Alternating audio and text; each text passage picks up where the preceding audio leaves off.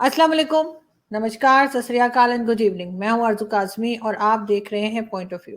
हमें जी जॉइन किया है डॉक्टर इश्तियाक अहमद साहब ने। आप सर को देखते रहते हैं डिफरेंट न्यूज़ चैनल्स के ऊपर और आज हम उनसे समझने की कोशिश करेंगे कि 75 साल हो गए, 75 ईयर्स हो गए पाकिस्तान को बने हुए। क्या देखते हैं पाकिस्तान कहाँ पहुंच सका, किस तरह की फॉरेन पॉलिसी रही और कहाँ-कहाँ पे हमें नाकामी हुई और कहाँ-कहाँ पे हमें कुछ कामयाबी भी मिली। जी सर, सबसे पहले बहुत शुक्रिया कि आज आपने जॉइन किया है और क्या कहेंगे सर, कहाँ पे नाकाम रहे और कहाँ कामयाबी मिली? देखिए, कामयाबी तो हमारी ये थी कि एक नया मुल्क बना था और उसको दुनिया में इंट्रोड्यूस करने के लिए जो इक़दामात किए गए, उनका रिज़ल्ट भी मिला। मसलन उस ज़माने में कोल्ड वॉर में पाकिस्तान ने डिसाइड कर लिया था, कायदे-आज़म मोहम्मद अली जिन्ना की डिसीज़न थी कि कम्युनिज़्म के साथ हमारा कुछ नहीं बनता, हम वेस्ट के साथ अपना ताल्लुक बनाएँगे। तो उस ताल्लुक से पाकिस्तान को बहुत मिलिट्री और इकोनॉमिक एड आई। पाकिस्तान के पास रिसोर्सेज बिल्कुल ही नहीं थे। तो आप कह सकते हैं कि इन हालात में जो मुल्क बनता है, तो वो कहाँ जाते अगर उनके पास रिसोर्सेज नहीं थे। They decided to go to the west. मैं वहाँ पे कोई प्लस या माइनस नहीं कह रहा, मैं बता रहा हूँ कि ये उनकी कामयाबियों में से आप गिन सकते हैं कि जहाँ उनका कोई भी साथी नहीं था, वहाँ पे उन्होंने उनके साथ अलायंसेस किए और बहुत इकोनॉमिक एड भी वहाँ से आई और मिलिट्री एड भी आई। बाद में पाकिस्तान ने मिडल ईस्ट के अंदर सऊदी अरेबिया वाले विंग के साथ रिश्ते बनाए, जबकि इंडिया ने वहाँ पे जमाल अब्दुल नासर जो अरब नेशनलिज्म के सपोर्टर थे, उनके साथ रिश्ते बनाए। पाकिस्तान को अगर सोचा जाए तो सऊदी अरेबिया के साथ फ़ायदा ये हुआ कि बहुत हमारे लोग जाके वहाँ पे एम्प्लॉय हुए हुए हैं। वेरी लार्ज हुँ। पाकिस्तानी वर्क फोर्स वो इस तरह ही आई है ना वहाँ पे। और तो और जो हमारे सीनियर अफसर हैं ये वो, इनको वहाँ पे उनके पैलेसेस और उनकी सिक्योरिटी इंस्टीट्यूशंस पे एम्प्लॉयमेंट में मिली। तो पाकिस्तान, अच्छा, जुल्फ़िकार अली भुट्टो ने एक फ़ैसला किया था कि पाकिस्तानियों को पासपोर्ट दे दिया जाए।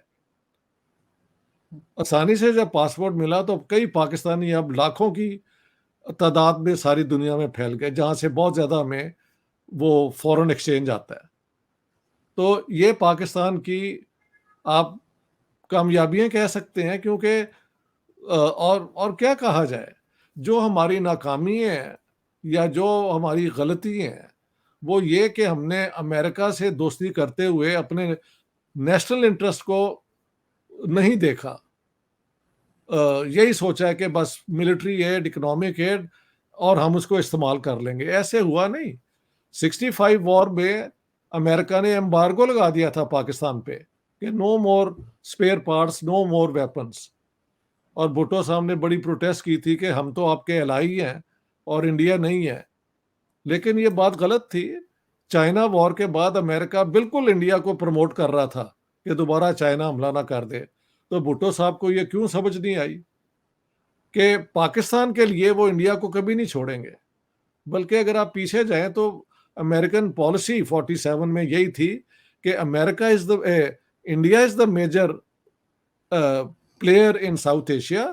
और क्योंकि ये सेकुलर है और डेमोक्रेटिक है, लिहाजा कम्युनिज्म चाइना का जो है उसको अगर आपने किसी तरीके से डेमोक्रेटिकली काउंटर करना है तो India has to be the candidate. वो तो दूसरी बात है, नेहरू और वो लेफ्टिस्ट जो थे वो सोवियत यूनियन की तरफ चले गए। That period is all over. But Pakistan ने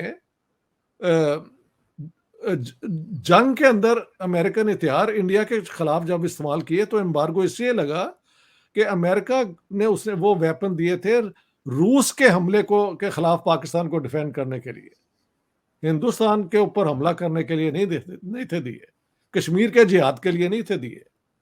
सो ये ब्लंडर्स हैं जो बुनियादी तौर पे भुट्टो साहब के हैं। ठीक है, अयूब खान वाज प्रेसिडेंट तो उनकी भी उसमें गलती मानी जानी चाहिए, क्योंकि प्रेसिडेंट तो वो थे। बाद में चाइना के साथ हमने, ठीक है, जो रिलेशनशिप बनाए तो उसका ये फ़ायदा हुआ कि कहा जाता है कि हमारा न्यूक्लियर वेपन्स प्रोग्राम में उन्होंने मदद की, और भी हवाई जहाज और इस किस्म की बहुत चीजें वहां से आई हैं। तो क्योंकि इंडिया के साथ इनका झगड़ा है और इनको हमेशा जरूरत होती है, तो चाइना से इनको मदद मिलती रही है। But I have always said कि चाइना ने मदद अपने इंटरेस्ट में देख के की है, और वो आज भी तभी करेंगे। और समझ भी आती है, हर मुल्क अपने इंटरेस्ट की बुनियाद पे किसी की मदद करता है ना, मदद लेने वाला तो मजबूर होता है। मगर सर हम ट्रेड नहीं कर पाए, हम इकोनॉमी हाँ, नहीं संभाल पाए, आप उसकी क्या वजह हो सकती है? उसकी वजह है कि बात यह है कि मैं चाहता था कि आज पहले जो अचीवमेंट्स हैं उन पे बात कर ली जाए। जी जरूर। ठीक है ना, एक और अचीवमेंट बता दूं। पाकिस्तान जो है यूएन की पीस कीपिंग फोर्सेस में कई जगह पे ये जाके इन्होंने सर्विसेज दी हैं। तो कई Pakistani soldiers while in service Africa में मारे भी गए हैं। तो पाकिस्तान का ये भी एक है कि पीस कीपिंग की एम्प्लॉयमेंट भी इनके पास आई, यूएन के अंदर भी ये एक्टिव रहे हैं कई फोरम्स के ऊपर। लेकिन पाकिस्तान का जो मैंने बार बार कहा है, और मुझे कहते हुए मैं तो थक गया हूं, कि पार्टीशन आपने कर ली, हिंदुस्तान से अब अलग हो गए। एक बयान भी कायदे आजम का है जो उन्होंने गालिबन ऑस्ट्रेलियन पब्लिक के लिए या अमेरिकन पब्लिक के लिए दिया था। ये पब्लिक, ये बयान जो है ना, रेडियो प्रोग्राम था, वो पाकिस्तान को इंट्रोड्यूस करने के लिए कहा था। और वहां कहा था कि इंडिया और पाकिस्तान के हम रिलेशंस ऐसे ही चाहते हैं जैसे कनाडा और यूएसए के। Very good statement, but that is the only statement. अमल में तो ऐसे बिल्कुल नहीं किया उन्होंने, यानी पाकिस्तान गवर्नमेंट ने। वो अमेरिकन एलाइज बन गए, और इंडिया के साथ झगड़े इनके जो कश्मीर पे हुए, वो गले पड़ गए, और वो मुसीबतें आज तक हमारे साथ चल रही हैं। तो एक बयान है सिर्फ जिना साहब का कि चाइना और इंडिया, चाइना क्या है यार, like Canada Canada, and USA, like Canada and America. USA, but that's the only बयान। जिस तरह मैं कहा करता हूँ, 11 अगस्त 1947 का बयान भी the only of its kind. और मैं शेक्सपियर को कोट करता हूँ कि one swallow does not make a summer, one sunny day does not make a summer. एक दफा स्पीच से तो कोई बात नहीं बनती। बिल्कुल, तो जब तक उसके ये, ऊपर काम भी ना हो। अब इंडिया की जो अब एटीट्यूड है ना, वो पाकिस्तान के साथ कोई इस तरह दोस्ती करने वाला जो था भी, शायद व्हेन मोदी साहब केम टू पावर, और जब तक पठान नहीं कोट नहीं हुआ, तो उनके ख्याल भी था कि वाजपेयी के स्पिरिट में वो दोबारा कोशिश करेंगे। But after Pathankot I think the Indians decided no, if Pakistan doesn't, देखे ना, मसलन पाकिस्तान इंडिया दोनों WTO जो है, वर्ल्ड ट्रेड ऑर्गेनाइजेशन के मेंबर हैं। According to the terms of membership, you have to give most favoured status to your neighbours. Trading, हाँ, इंडिया ने दे भी दिए थे 90s में, पाकिस्तान नेवर रिटर्न। तो अब यहां पे आप इंडिया को तो ब्लेम नहीं कर सकते। अब जहां इंडिया पे है वो एक और पोजीशन है, लेकिन कोशिश तो हुई कि पाकिस्तान को उन्होंने मोस्ट फेवर्ड नेशन का स्टेटस दे दिया। ये होता है, अंग्रेजी में कहते हैं reciprocal, if I do it you do it to me. They did not. अब उन्होंने महल 2014 के बाद वो भी विड्रॉ कर लिया, क्योंकि इन्होंने सीपैक और ये जो सारा किया, वो इंडिया को एक्सक्लूड करके ये सारा कुछ किया गया है।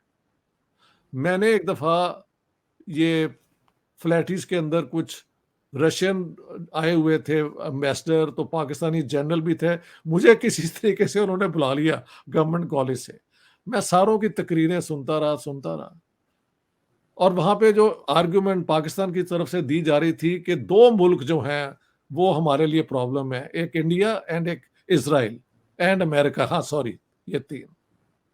When I got the chance, मैंने कहा यार बात सुनो, Israel doesn't belong to this region, nor does the Americans, but the Indians do. तो अगर उनको आप इंक्लूड कर लें ये सीपैक के अंदर, तो आपका सारा प्रॉब्लम हल हो जाता है।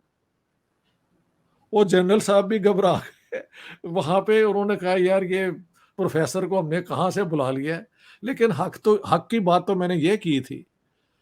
Let's say Israel is a spoiler. Let's say the Americans are a spoiler. I agree with Pakistan. How लेकिन to, how to keep ji them out? By bringing India in. This is politics, भाई. बिल्कुल इन्होंने India को Israel और America की अगर उसमें हम्म डाल दिया है, तो ये तो हमारी है ना कि गलती। और मैंने ये भी नोट किया वहां पे, मैंने कहा भी कि पाकिस्तानी हमारे जो जनरल साहब हैं, वो भी कोई बाजवा साहब थे, by the way, not this hmm, gentleman, another Bajwa. वो बार बार कहते हैं कि Russia and we should have strategic arms dealing, ये वो। The Russian ambassador didn't mention it. मैंने बोला, मैंने कहा ये भी आप सोचें कि जब से आज़ादी हुई है, इंडिया वो वेपन्स के हवाले से भी बहुत बड़ा पार्टनर है इंडिया का, रशियंस का। और रशियंस की और उनके रिलेशंस बहुत करीब हैं, और यूक्रेन की जंग ने वो जाहिर भी कर दिए। तो ये वहां पे किस किस एजेंडे से गए थे कि क्योंकि रशियन अब हमारे साथ अच्छा रिलेशन है तो वो इंडिया के खिलाफ हो जाएंगे। हमारे इन लोगों की कोई देखें, वो एक होते हैं लोग एक्सपर्ट जो राइट अप देते हैं, आगे बैठा हुआ जो होता है ना जनरल या मिनिस्टर, वो वहां से हेल्प लेता है। ये ऑफ द कफ बातें कर जाते हैं। जैसे चाह पे मैंने आपको बुला लिया ना, तो वहां पे जो बकवास हो सकती है आप कर लें। So that is the level, there is no professionalism on our side. I worked in Singapore for 3 years, amazing. जब भी उनके मिनिस्टर आते थे, हमसे ज्यादा वो जानते थे किस टॉपिक पे वो बोल रहे हैं, हालांकि एक्सपर्ट हम थे। तो इसलिए वो इतना कामयाब मुल्क है। Without knowledge and information you are nowhere. Arzoo, ये जान लो। बिल्कुल बिल्कुल। लेकिन सर एक चीज और है जिसमें थोड़ा बहुत जिसमें बल्कि काफी पाकिस्तान आगे गया, और वो है हमारा स्पोर्ट्स। उसमें आप चाहे स्क्वॉश को देख लीजिए, चाहे क्रिकेट को देख लीजिए, हॉकी एक जमाने में बहुत ज्यादा देखा जाता था पाकिस्तान में, काफी मैचेस भी पाकिस्तान जीता था। इसी तरह से बॉक्सिंग में भी कई नाम निकले। लेकिन अब ऐसा कुछ नहीं है। आपके ख्याल से हाँ, ये स्पोर्ट्स को हमने कहाँ पे खराब कर दिया? स्पोर्ट्स में भी बिल्कुल खराब की है। देखें, जो आप तो पता नहीं, यू डोंट, आप तो बहुत छोटी है ना, मैं तो जानता हूँ ये सारा क्रिकेट का सारा। नॉर्दर्न इंडिया, पंजाब के दो होते थे, सदर्न एंड नॉर्दर्न जोन। तो ये सारे नॉर्दर्न जोन तो उधर से बॉम्बे, इधर से पंजाब छाया होता था। पार्टीशन हो गई, मुसलमान यहां रह गए, तो वो क्रिकेटर तो बहुत जबरदस्त थे, और सारे तो पाकिस्तान ने डिड वेरी वेल। हाँ जी, एक जमाने में एज यू राइटली से स्क्वाश में भी हम हुए कामयाब। कहा जाता है कि अयूब खान के दौर में स्पोर्ट्समैन पे बहुत स्पेंडिंग होती थी, ये जो एथलेटिक्स में जाते थे, ये करते थे। उसके बाद क्या हुआ मुझे नहीं समझ आती। वो मुझे इतना भी पता है कि ये मौलवियों ने कहना शुरू कर दिया कि ये जो अपना आपके बॉलर जो है ना, जब बॉल रगड़ते हैं अपना ये अपने पैंट पे, तो वो सेक्सुअली ऑफेंसिव होता है। तो वहां पे वो फास्ट बॉलर बेचारा अपना कमाल दिखाएगा कि वो घबराएगा कि मेरा सर ही ना उड़ा दे। तो ये हरकतें जब इन्होंने करनी शुरू कर दी, और सर हॉकी का भी जयाउल हक शायद के वो दौर के इसलिए बाद, कि शॉर्ट्स, जयाउल हॉकी हक भी के सर, बाद तो वहां पे स्पोर्ट्स कहाँ पे होगी। सर हॉकी भी शायद इसलिए बंद हो गया होगा, कहते होंगे कि ये टांगे अब खोल मुझे के नहीं पता खेलने हॉकी पे मौलवियों ने क्या निकाला होगा, लेकिन वो बॉल जो है ना, आप जब फास्ट बॉल करते हैं स्विंग के लिए, you have to rub it, ताकि उसकी वो जो शाइन है, जो क्लासिकल स्विंग है, ये मौलवी बजाय उसकी करतब देख ले के ये उसकी वो हरकत के पीछे पड़ जाते थे। तो वो अगर हमारी क्रिकेट का सत्यानाश हुआ है, तो उसमें कहीं तो मौलवियों का यहाँ वहां पे भी रोल है। और लड़कियों को ये स्कर्ट, वो क्या कहते हैं, शॉर्ट्स तो नहीं ना पहनने देते। हाँ तो आप जब स्प्रिंट करती हैं और आपने शलवार पहनी होती है, तो you have lost the game already. हाँ तो ये एग्जैक्टली। जहां तक इनको, जब तक आप इनको स्वाय मस्जिद में नमाज पढ़ाने के लिए, मैंने बार बार कहा है, मौलवी की सारी पावर्स ले लो, स्टेट की एम्प्लॉयमेंट हो जाए, ताकि उनको एक डिग्निफाइड खानदान, उनके बच्चे पढ़ लिख जाएं। वो सिर्फ आके जाफरी और हनफी और अहले हदीस के तरीके से ना, जैसी मस्जिदें हैं, नमाज पढ़ाया करें, और बाद में जाके टीवी में कुछ और देखा करें। सर बकवास बल्कि जो होती है ना, वो इनकी बंद हो जाए। सर हमारे यहाँ मैं आपको 10 ऐसे क्रिकेटर्स बता सकती हूँ जिन्होंने जब रिटायरमेंट ली है, रिटायर हो गए अपनी मैच से, तो उसके बाद ये मौलवी बन गए, मतलब मैंने रिलीजियस देखा बन के, इसलिए इतनी दाढ़ी में दाढ़ी है, इतनी लंबी दाढ़ी। इसीलिए आई लाइक वसीम अकरम के वो बिल्कुल इन चीजों में नहीं आया। He is a local Punjabi, वो उसी तरह चल रहा है। वो वकार यूनुस भी नहीं आया, लेकिन इवन ये बाकी इमरान खान की दाढ़ी नहीं है, बाकी सब कुछ वही है। वो शायद उनसे इंस्पायर होके हुए हैं, क्योंकि इमरान खान तो एक हैंडसम बॉय भी है ना, उनकी एक और मार्केट है, तो वो कैसे दाढ़ी रख लें। ये भी आप सोचिए ना, वो कैसे दाढ़ी दो रख लें। दो कश्तियों के सवार है, वो ये भी चाह रहे हैं और वो भी चाह रहे हैं। वो मेरे लेकिन जैसे आम बंदे दाढ़ी रख लें, जरा इज्जत ज्यादा हो जाए, लेकिन इमरान खान तो प्ले बॉय है भाई।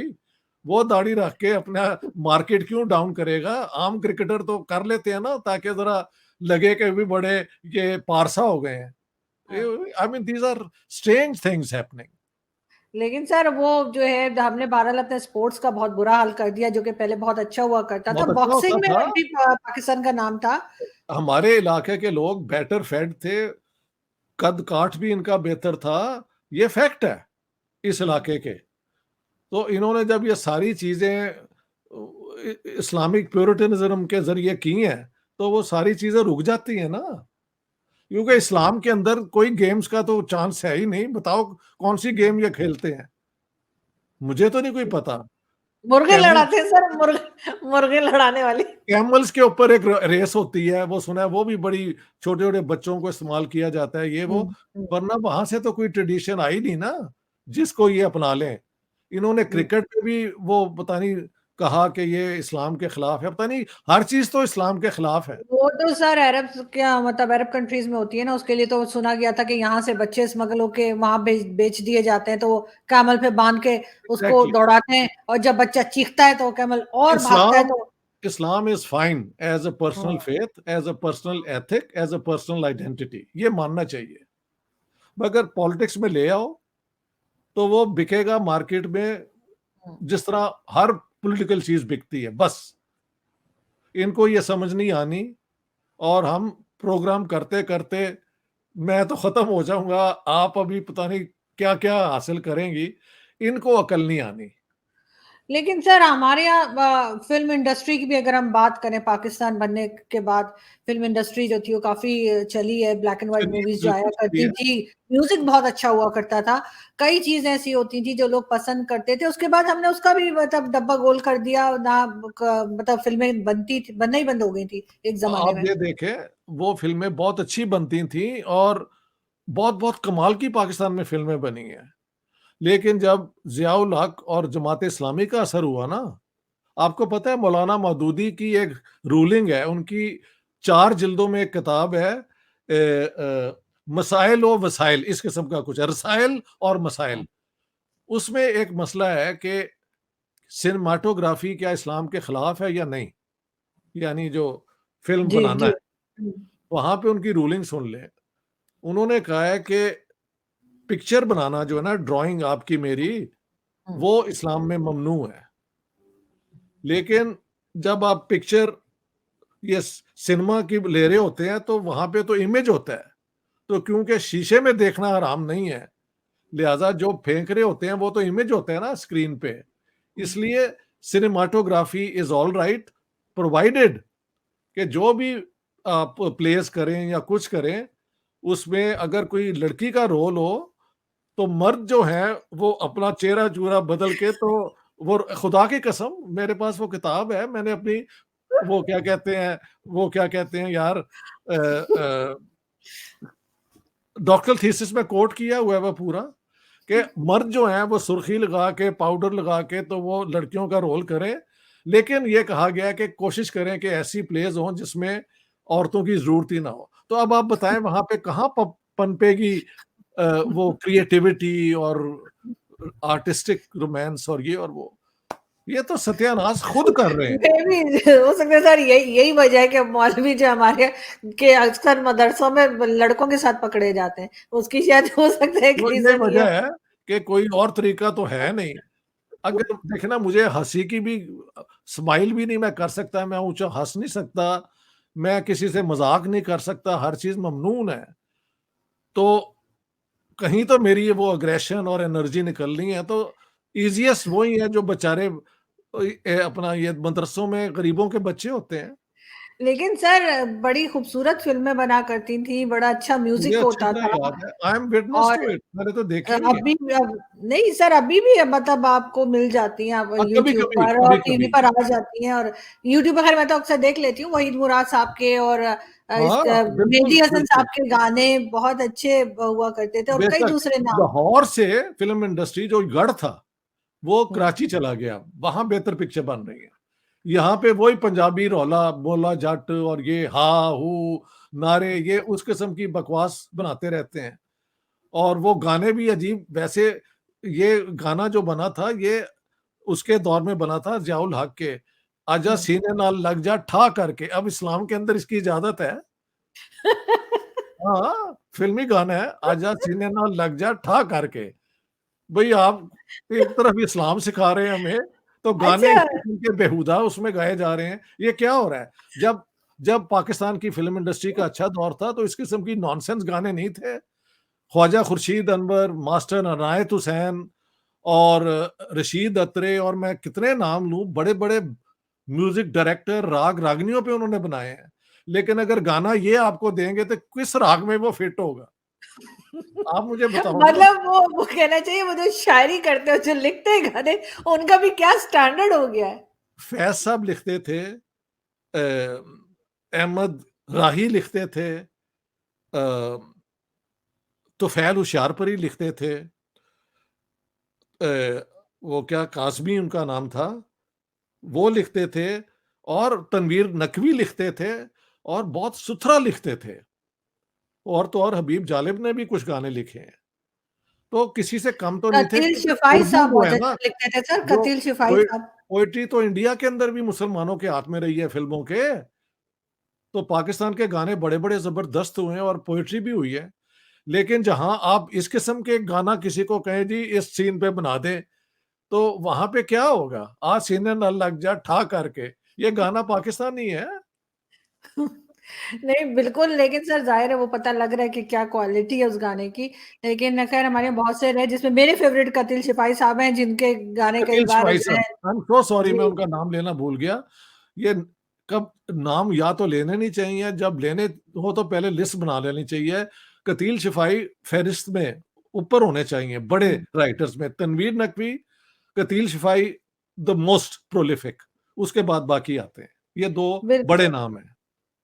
बिल्कुल, लेकिन आई होप कि आगे जाके कुछ ना कुछ कभी तो पाकिस्तान जो है अकल आएगी, कभी तो अकल स्पोर्ट्स आएगी। स्पोर्ट्स में कुछ अकल कर ले, और अपनी जो एक फ़िल्म इंडस्ट्री इनकी हुआ करती तो थी और लड़कियों म्यूज़िक। को शॉर्ट्स पहनने दें अगर इन्होंने जीतना है, बिल्कुल। किसी भी स्पोर्ट्स में, क्योंकि लड़कियाँ स्विमिंग इक़्तिदार भी जो कर है, सकती हैं सर, लड़कियों को स्विमिंग भी करने दें, लड़कियों को मोटर बाइक भी चलाने दें, साइकिल भी चलाने दें। उसके ऊपर ऐसा देखते हैं, अगर कोई साइकिल से कोई या मोटर बाइक से कोई लड़की या औरत गुज़र जाए कि जैसे इन्होंने दुनिया में पहली कोई लड़की देखी है, या कोई अब औरत एक और देखी। बात बताऊँ, मैंने 2 दिन पहले इंटरव्यू सुना है हमारे हाई कमिश्नर जो इंडिया में रहे हैं, अब्दुल हुँ, बासित का। वो मेरे एक दोस्त हैं, शकील चौधरी साहब कर रहे थे, तो उनसे पूछा कि आप जब इंडिया में अपॉइंट हुए, तो सबसे ज़्यादा चीज़ किसने आपने, उन्होंने कहा जब मैंने देखा लड़कियाँ और औरतें ये मोटरसाइकिल पे और स्कूटर्स पे, तो मैं बहुत इम्प्रेस हुआ। तो हमारे high commissioner is on record saying this कि एज़ सून आप कभी इंडिया गई हैं वाघे से आगे? मैं नहीं तो सर। ज मैं तो 2 दफ़ा अपने स्टूडेंट्स लम्स के लेके गया हूँ ना, तो हुँ, लड़कियों ने कहा कि सर ये क्या है? यहाँ पे तो इधर क्रॉस करते हैं तो लड़कियाँ अपनी आज़ादी से सारा कुछ कर रही हैं, हमें तो कोई आज़ादी नहीं है, और ये सब अपर क्लास लड़कियाँ थीं और हुँ, लड़के भी, जिनकी एक ख़ास लेवल पे उनको कोई हाथ नहीं लगा सकता। तो पाकिस्तान ने तो इसे कहा जाता है सेल्फ इम्पोज्ड जो जाली मोरालिटी है ना, हुँ, जो बेसिकली मेल सेंस ऑफ वो क्या कहते हैं थ्रेट है कि हुँ, औरतें हमारे बराबर ना हो जाएं या हमसे आगे ना निकल जाएं। ये मसला है सिर्फ, क्योंकि दुनिया के अंदर तो लोगों ने आज़ाद कर दिया सारा। हमारा ही ये बिल्कुल। प्रॉब्लम है। अब तो सऊदी अरेबिया में भी सुना है वो कर रहे हैं। मोहम्मद बिन सलमान या सलमान बिन मोहम्मद, अगर जिस दिन उन्होंने शुरू कर दिया, ये भी करना शुरू कर देंगे, क्योंकि ये लाइन तो वहां से लेते हैं ना। I hope so, I hope and so. I hope कि वो लोग कर लेंगे। सऊदी अरब ने काफी चेंजेस किए हैं और शायद वो आगे जाके भी कहीं ना कहीं कुछ और मजीद बेहतरी लाएं, तो उन्हें देख के यहाँ पे भी यही कुछ हो जाएगा। और हो सबसे जाए। बढ़कर इसराइल को तस्लीम कर लें तो बेहतर होगा इनके लिए, क्योंकि नहीं, ये कब तक ही लेकिन मैं होगा। वहां कहता हूं इसराइल को तब तक ना किया जाए, कर जरूर लिया जाए जब तक वो कोई एक रिस्पेक्टेबल सोल्यूशन वहां के फलस्तीन जो अंडर ऑक्यूपेशन है वो देखे। इंसाफ के बगैर बात नहीं होती। हम्म, ठीक है, इसराइल को हम मान लेते हैं, उसकी एग्जिस्टेंस को मान लेते हैं, उसके साथ दोस्ती भी करने को तैयार है, but we can not let down a people जिनसे ये सब छीन के तो वहां पे ये बनाया गया, और उनको कोई भी अपने सेल्फ गवर्निंग राइट्स नहीं है। उनसे कोई तो समझौता करे ना। जिस दिन हो जाएगा, हम मेरा कोई इसराइल के साथ ऑब्जेक्शन नहीं है। मैं कहा करता हूं कि अरबों ने बगावत की तुर्कों के खिलाफ, तो इसराइल वहां से बना। हम्म। तो who is responsible for Israel actually is the Arab revolt against खिलाफत उस्मानिया। तो पंजाबी में कहते हैं थे हुन चुप हो। आपने अगर यही कुछ किया है तो उसका फिर उससे फिर उन्होंने मैप भी तो अपनी पसंद का बनाया ना जाते हुए। ब्रिटेन ने और फ्रांस ने वो जो कर गए हैं वो आज तक झगड़े झगड़े चल रहे हैं।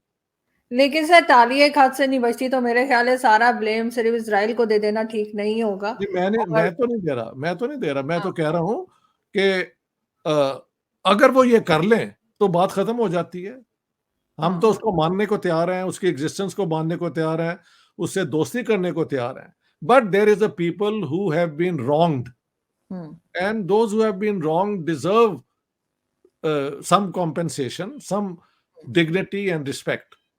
मैं बिल्कुल। इन मामलों में बहुत स्ट्रिक्ट हूं।